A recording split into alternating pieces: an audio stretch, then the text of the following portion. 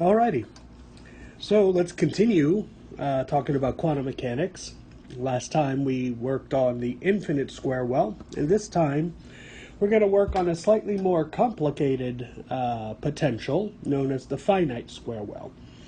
Basically, if we remember the infinite square well, if we plot the potential, we have, of course, the x-axis, the position axis, and the potential axis. The infinite square well is basically thought of as like a box whose walls, over here, all of this stuff, are infinitely high. So if you put a particle in here, you basically are trapped to be stuck inside of this box.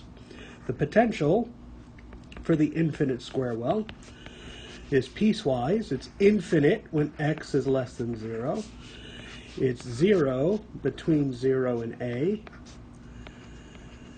And it's infinite again when x is bigger than a. So if this is a here and this is 0 here. And of course, there's other versions of the infinite square well. Sometimes you'll see the symmetric version where the walls are at a over 2 minus and a over 2. Like this. Same basic thing, it's just shifted. Instead of the left wall being at the origin, the left wall is, or the box itself is centered about the origin. And we saw how to work such a thing. Now what we're going to do is make the walls of this box, this potential, not infinitely high, but rather finitely high. So if I were to do that, we'll have the same kind of a plot. We have the position axis and the potential axis. And this time, we'll have the left wall will go up to a value of, let's call it V0.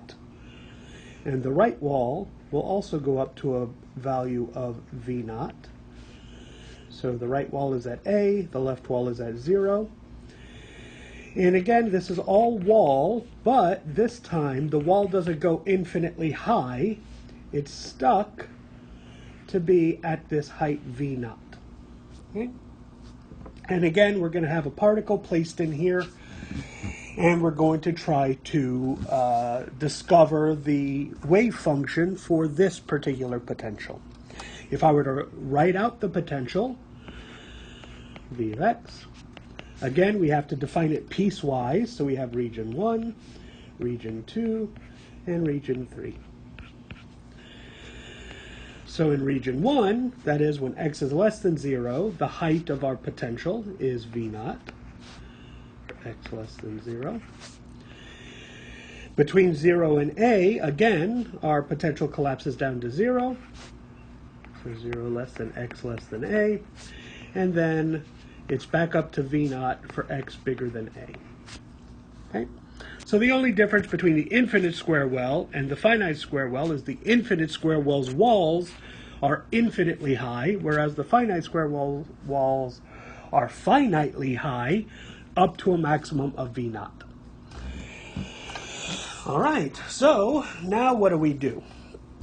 Well, the first thing we're going to discuss here is something we didn't have to worry about for the infinite square well that we do have to worry about coming up for the finite square well, is since these walls are not infinitely high, and remember the height in this graph is basically talking about an energy level, right?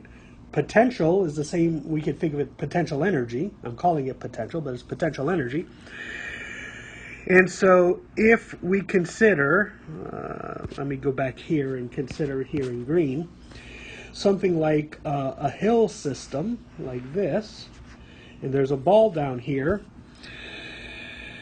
Well, if we give a certain amount of energy to this ball, we'll call it kinetic energy, then that's going to make the ball roll up the hill, up a certain maximum.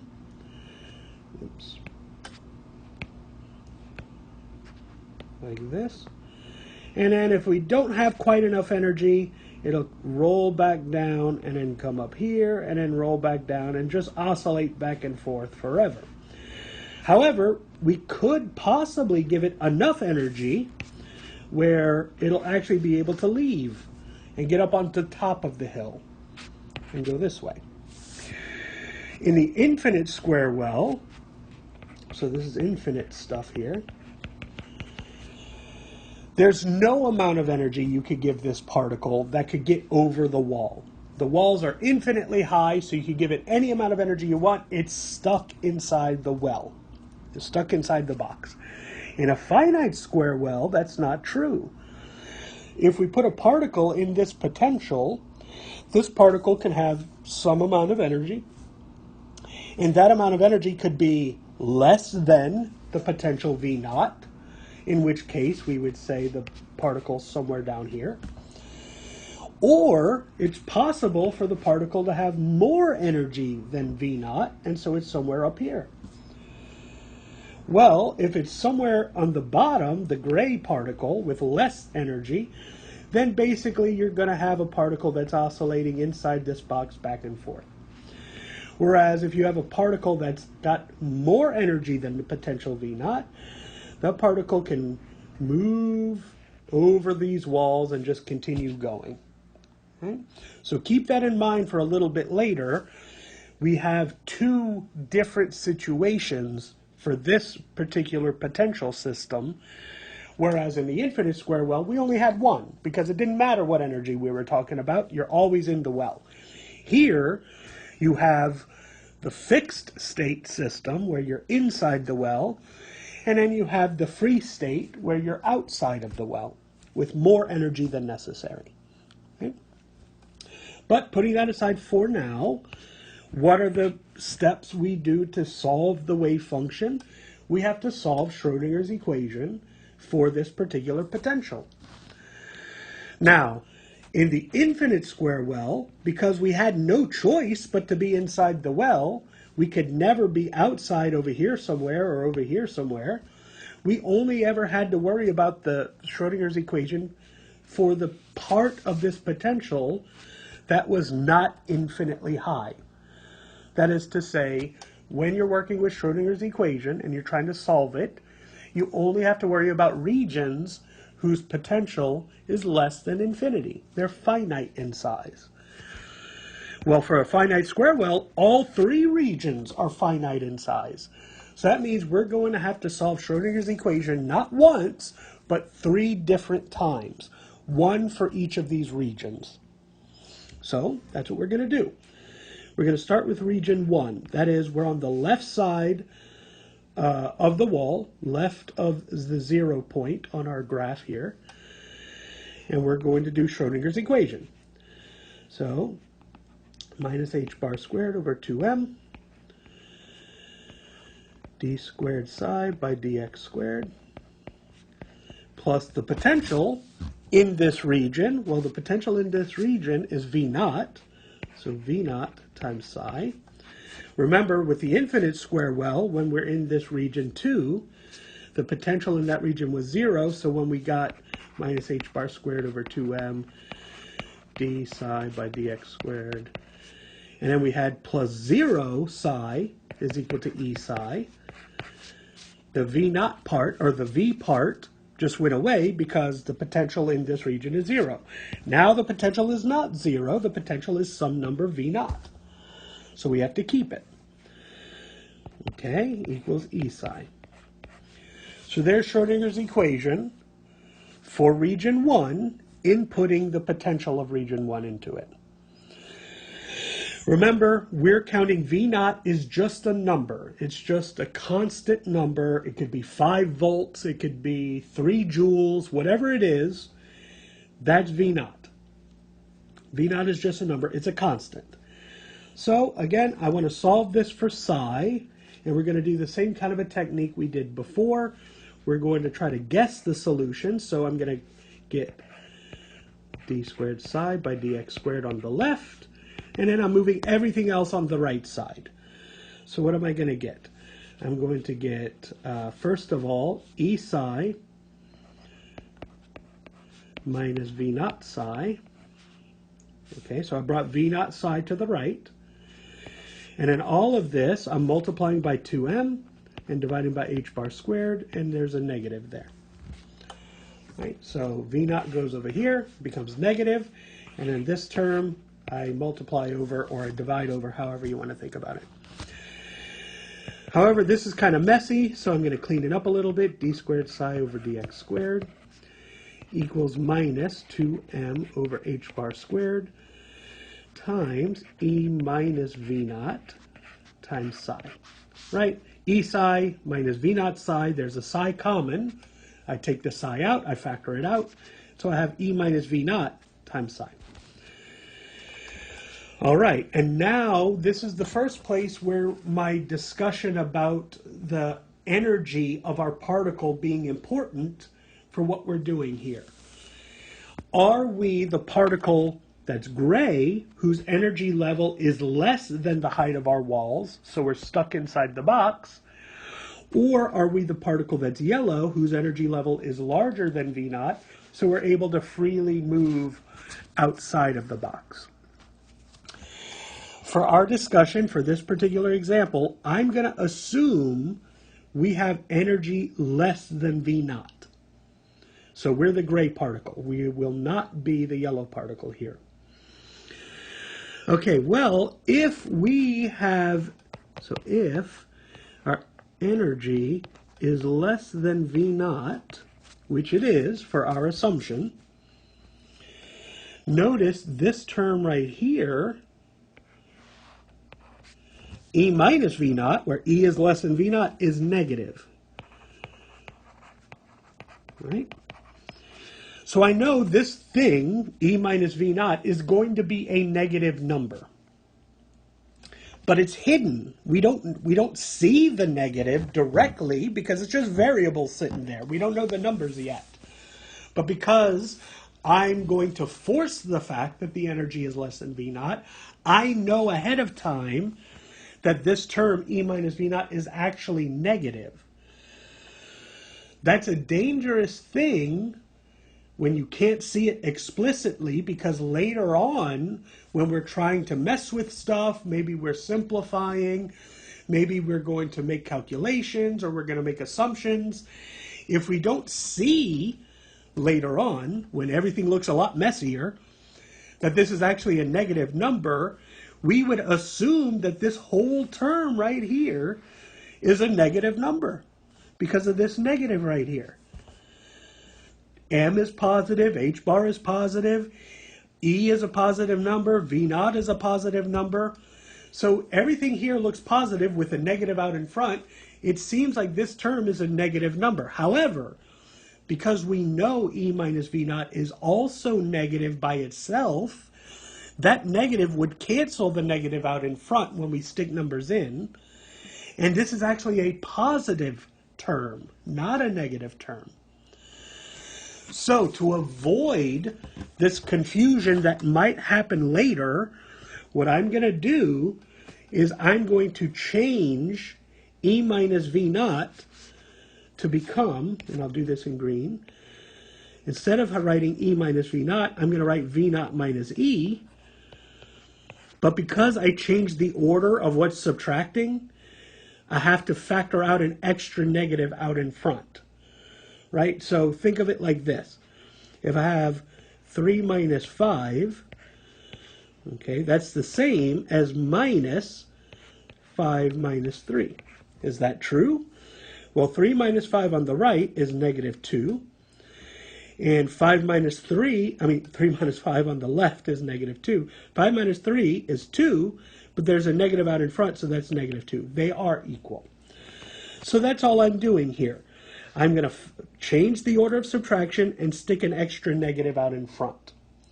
Now I have the explicit negative sitting in my face, so I can't forget it. When that happens, I'm going to rewrite it now. We now have d squared psi by dx squared equals, notice this negative that I'm pulling out is going to cancel with this negative out in front and become positive.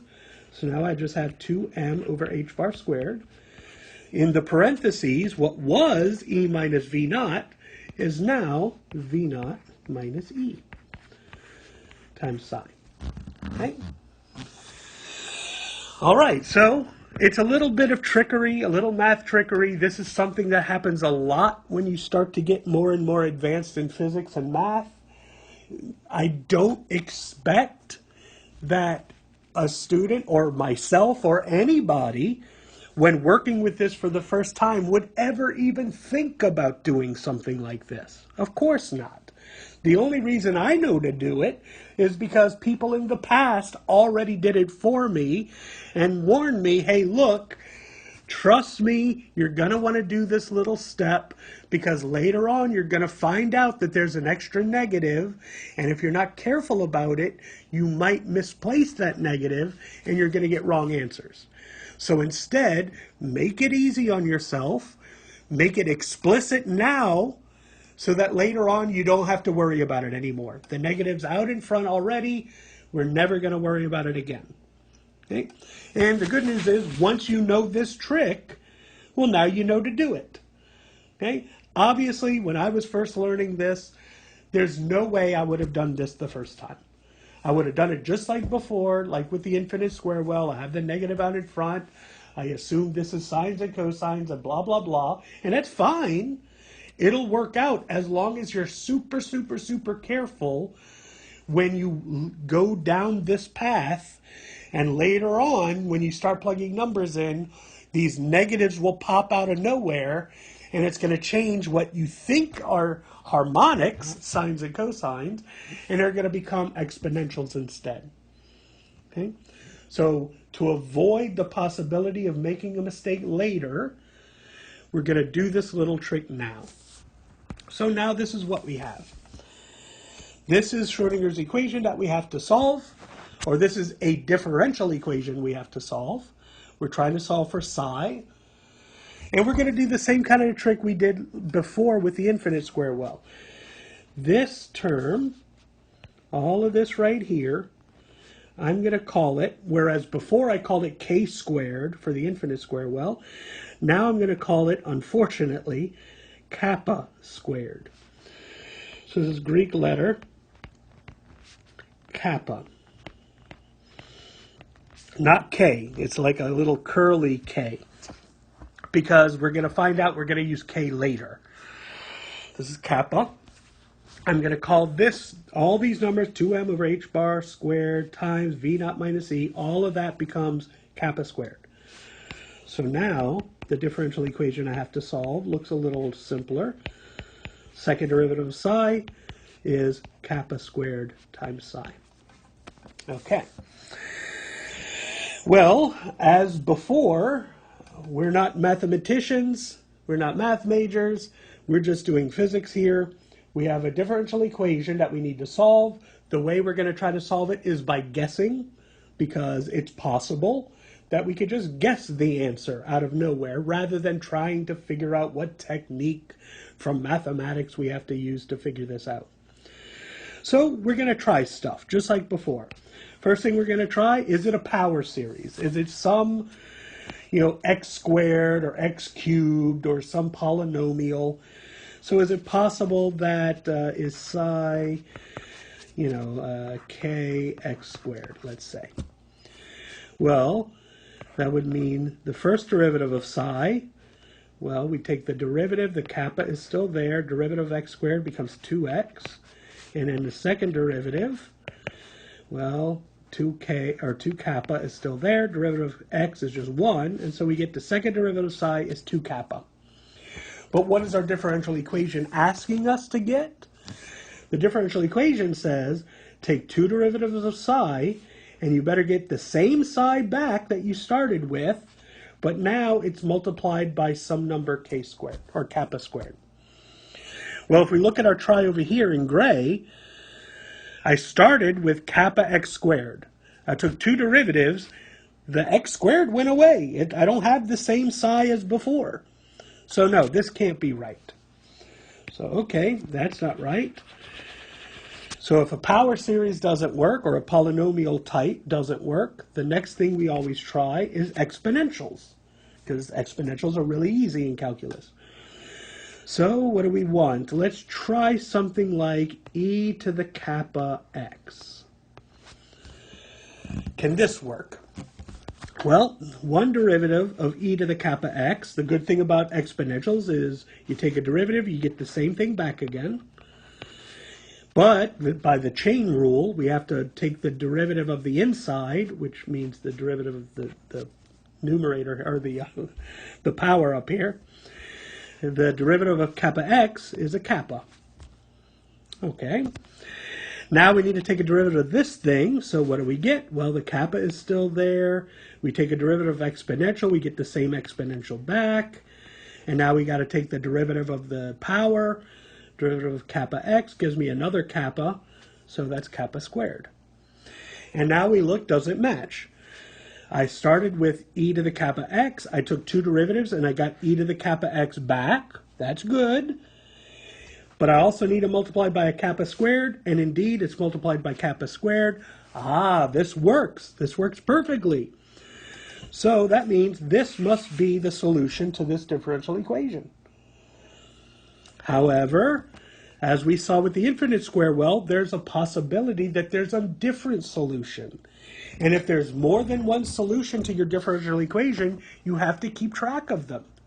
Because if you have two different solutions, then the sum of the solutions is a solution. It's a more general solution. So let's try. Is it possible that maybe e to the minus kappa x also works? Well, let's see. Take the first derivative. What do we get? Well, we get the same exponential back. Now we take the derivative of the power. E to the minus kappa x derivative becomes minus kappa. Now we take another derivative of this thing. What do we get? Well, the kappa and the e to the minus kappa x are still there. There's a negative out in front. But now we got to take the derivative of the power, so we get another negative, this becomes positive, and we get another kappa, that becomes kappa squared. So, what do we get? We started with e to the minus kappa x. We took two derivatives, we got e to the minus kappa x again, and multiplied by a number kappa squared, which is exactly what we want. So yes, this also works. This also happens to be the solution. So that tells me the solution to this differential equation is psi is some linear combination of both of these solutions. And when I say it's a linear combination, that means I'm going to add the two solutions together, and there might be some number constant multiplying them. So a e to the kappa x, and some b e to the minus kappa x. And there we go. There's the solution to the wave function in region 1. Remember, region 1 was the region where we're in this left-hand wall over here. Okay. Now, one thing you could do is think about what this means physically. This is telling you, remember what the wave function means. The wave function tells you something about, well, first of all, the wave function tells you everything you could possibly know about the system. All the information is stored in this thing. But one of the major things it tells you is if you square the wave function, that's the complex square, psi star psi, that tells you the probability that you'll find the particle at this position x. So whatever x you plug in, some number, -2 meters or whatever, psi star psi would tell you the probability you'll find the particle at that point x. And this probability, or before we square it, it's called a probability density, they're exponentials. So that means it's either growing exponentially more likely to find it, or dropping exponentially less likely to find it. Which one of them makes sense, right? If we're in a wall, it's pretty unlikely you're going to find a particle inside the wall. So we would think of it something like this. You have your wall here, All of this is wall on the left side. The probability of finding the particle drops exponentially rapidly. Okay, what's happening on the right, we don't know yet. But on the left, this stuff here is the likelihood you'll find this particle. It should drop exponentially rapidly. This other term, exponentially growing, well, that doesn't really make sense. Why would it be more and more likely to find the particle as you get deeper into the wall? That's something to be cautious about, and that's something we're going to fix a little bit later when we talk about boundary conditions. But for now, that's just something to keep in mind. Remember, when we're doing this, we're not just mindless robots working a machine, cranking out answers. We always want in the back of our minds, what is the physical intuition going on here? Because we're physicists. That's our goal. That's what we're trying to do. All right, so next, we've done region 1. Now we have to go to region 2. Region 2, remember, has the potential is 0 in region 2. Well, region 2, thankfully, we've done before. If we think about this, here's the potential, right? There's the wall, there's the wall. Region 2 is here. Well, this is the exact same region as the infinite square well over here. Region 2 right here. Region 1 on the left, for the infinite square well, that's just an infinitely high wall. Okay, region 2 in the middle, you're just in some box that has walls. You're inside the box. The floor is at 0 potential. Well, that's the same thing here in region 2. There's a wall on the left, a wall on the right. You're inside the well. The floor of the well is at 0 potential. So we already know the answer to this. So we'll go through this a little quickly. How do we do this? Minus h bar squared over 2m. D squared psi by dx squared. Plus the potential, but the potential in this region is just 0, equals e psi. Okay? We want to solve this, so we get second derivative is equal to minus 2m over h bar squared times e psi. Okay? And then we're going to do the exact same trick we've done before for the infinite square well. This stuff here, we're going to call it k squared.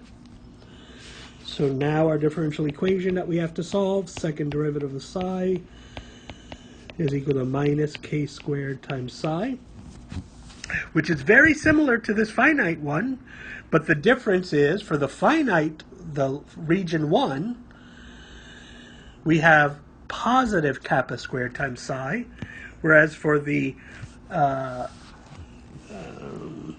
region 2 here, we have negative k squared psi. Okay, well, we know how to solve this. We've done it before. We know the solution. It's some linear combination of sines and cosines. So, psi. And if you don't remember, just go back, look at your notes for the infinite square well. We did this before. Here's the thing, though. We've already used a and b for our constants in our linear sum of these two terms, linear combination. So we did a and b, so we are on c now. C sine kx plus d cosine kx. And there we go. This is the wave function of the particle for the finite square well in region 2. Done. All right, so now we go to region 3. What was region 3? Let's look back. Well, notice region 3, that's this right side wall over here. Its potential is just V naught. It's the same potential as region 1. Well, that's great, because that means it's the exact same answer as region 1. So let's write down the Schrodinger's equation, but we could write down the answer immediately. Minus h bar squared over 2m, second derivative of psi with respect to x squared, okay, plus the potential times psi. Well, the potential in region 3 is just V naught times psi equals E times psi. And let's make sure this is Schrodinger's equation for region 3.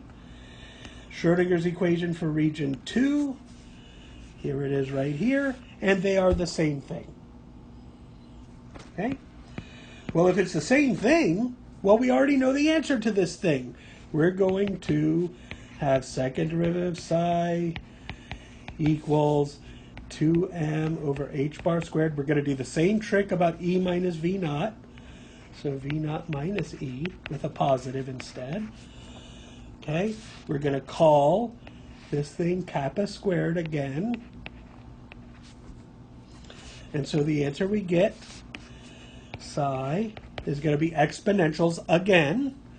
Another linear combination, but we've now used A, we've used B, we've used C, we've used D, so the next one is E, but E is the energy. So we can't use E again. We've already used it here for the energy. So now we're on F. F e to the kappa x plus G e to the minus kappa x. So this is the wave function in region 3 for the finite square well. And so now we have all three wave functions, psi 1, psi 2, and psi 3. Let's write them down. Psi 1, let's look at it. Psi 1 is here.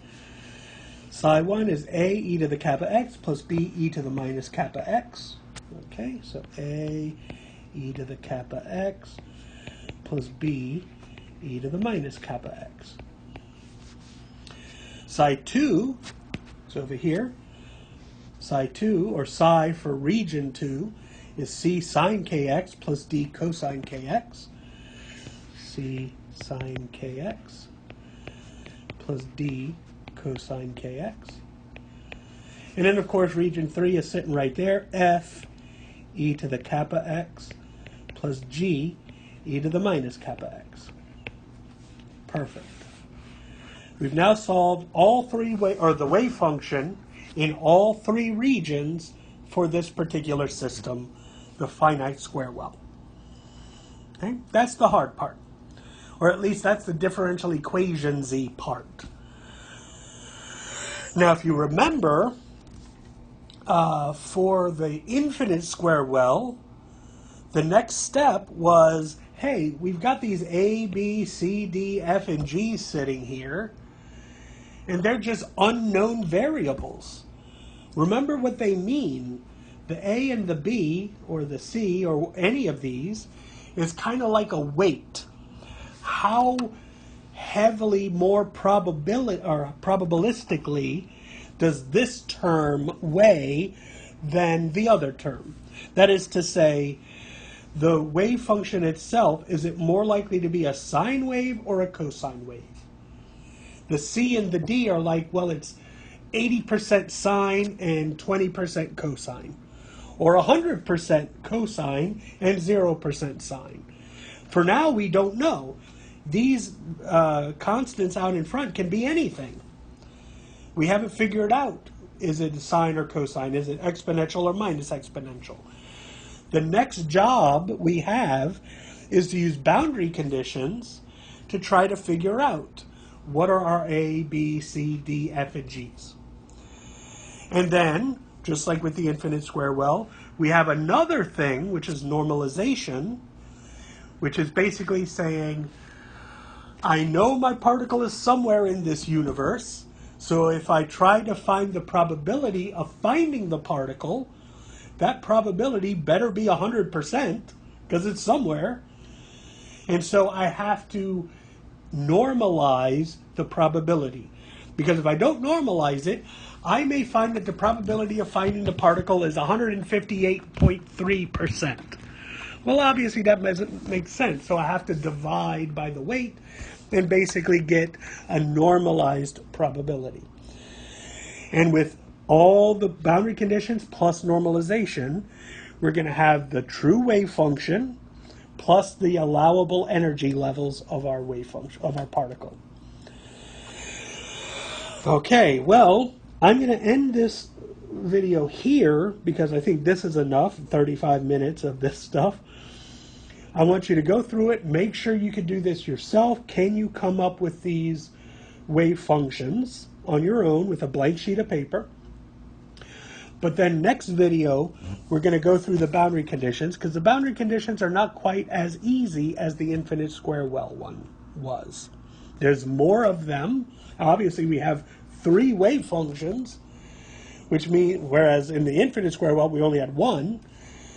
And if you remember, in the infinite square well, for that one wave function, we had 2 different boundary conditions. The wave function must go to 0 at the first boundary, and a wave function must go to 0 at the second boundary. Well, we're going to have 2 boundary conditions for each of these regions. So that means we're going to have 6 boundary conditions. But that's not all. There's actually going to be more that's hidden that normally mathematics wouldn't show us. But physics is going to show us, because we're talking about physical reality rather than just pure abstract theoretical calculations. Okay? So next time we'll do the boundary conditions. You could start thinking about what those boundary conditions are and how to do them. And I'll give you a little hint of the 2. There are 2 hidden boundary conditions here. The hidden boundary conditions go like this. Remember, we're talking about the probability of finding the particle, right? Well, it must be that if you try to look for the particle infinitely far away, then it's not going to be very likely to find it way out there. If you set up a system, like this box sitting here, and you put a particle here, and you wait 5 seconds, what are the chances that particle is now all the way at some galactic supercluster, 1 billion or 2 billion light years away? It's probably pretty low. So look at these wave functions, specifically region 1 and 3's wave functions, where we're looking at the edges, the right side and the left side, and think about, if we're looking, let's look at region 3. If we're going to look for this particle at x is equal to infinity, infinitely far away, well, that wave function, if the probability should go lower and lower and lower, then the wave function should show that to be true. We can't have the wave function tell us that the probability is more and more likely as we get further away. And not just further away, but infinitely far away. It could get more likely further away. It's possible that 200 meters away, it's more likely than 5 meters away. But it's not going to be likely that 100 or 10 billion light years away is more likely. So there's going to be some kind of conditions on our wave functions that tell us the probability of finding these particles very, very, very far away should go to 0. Okay, so that's your hint. But for now, I hope this makes a little sense, and I will see you next time.